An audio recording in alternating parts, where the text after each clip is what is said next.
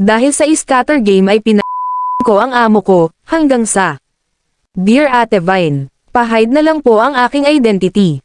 Sumulat ako upang ibahagi ang aking karanasan sa isang online sugal, gusto kong ibahagi ito, upang maging halimbawa ito sa marami na katulad ko na pinagdaanan ang pagkahilig sa pagtaya-taya dito sa online sugal. Isa po akong rider, may kinakasama ako at may anak kaming dalawa.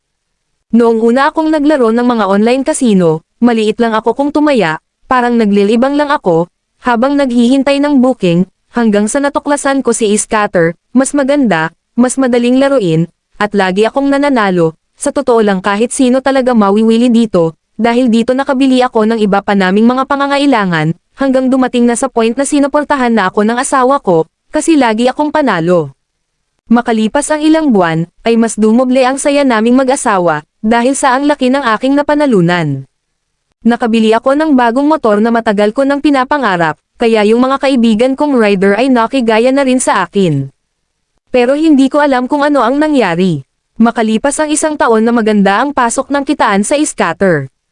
Bigla na lang nagbago, hindi na ako nananalo, palaging talo ako, dahil sa kagustuhan kong makabawi, dito na ako parang nabaliw sa sugal, hanggang sa pinapatigil na ako ng asawa ko, bago pa daw maubos ang lahat ng pandar namin, pero matigas ang ulo ko sumigi pa rin ako, hanggang sa isinanla ko na ang motor ko, dahil wala na kaming makain, akala ko mananalo na ako sa pagkakataong ito, pero hindi, kaya yung pinagsanlaan ko, naging abo.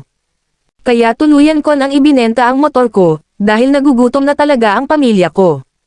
Binili ko ng pagkain namin pang isang buwan, at ang natira, itinaya kong muli, pero nabigo ako, nagsisisi pa ako sa huli dahil naubos ng lahat sa akin. Kaya bago maubos nagpagkain ng pamilya ko, naghanap ako ng trabaho. Natanggap ako sa isang fast food. At sa tuwing sahod ko, sumusubok pa rin ako na tumaya, manalo man ako mababawi rin iyon. Isang araw inutusan ako ni ma'am.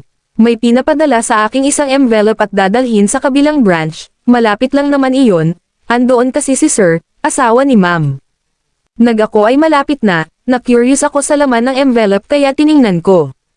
Nakita ko, pera pala ang laman, noong binilang ko, 100k ang laman. Hindi ko alam kung ano ang pumasok sa isip ko. Nag-check-in ako sa isang hotel, at doon ako nagstay magdamag, para lang maglaro ng scatter, akala ko dahil malaki na ang puhunan ko, makakabawi ako, maibabalik ko ang pera sa mga amo ko. Pero hindi nabigo ako, at hindi ko alam ang gagawin ko. Ilang araw hindi ako makauwi sa amin, dahil alam ko na papapulis ako, dumating na nga ang ikinakatakot ko, nag-chat ang asawa ko sa akin at hinahanap na nga ako ng mga Makalipas ang 2 linggo, natunton din ako ng mga naghahanap sa akin at napunta sa bakal na rehas. Sabi ko na hold up ako, hindi ko alam paano ko ipapaliwanag sa mga amo ko, kaya nagtago ako. Pero dahil sa imbestigasyon nalaman din nila ang katotohanan, na nalulong ako sa sugal, at doon naubos lahat. Kaya wala na akong nagawa kundi pagbayaran ang ginawa ko, sa tulong ng aking mga magulang sa probinsya, ay naibalik ang 100k sa mga amo ko, at 6 na buwan lang ako nagstay dito sa rehas na bakal. Nang makalabas ako, umuwi na lang ako sa probinsya namin kasama ang pamilya ko, at hindi na muling nagsugal. Kaya sa mga katulad ko na nakakaranas ng pagkahumaling sa anumang online sugal, stop nyo na, bago mahuli pa ang lahat, salamat.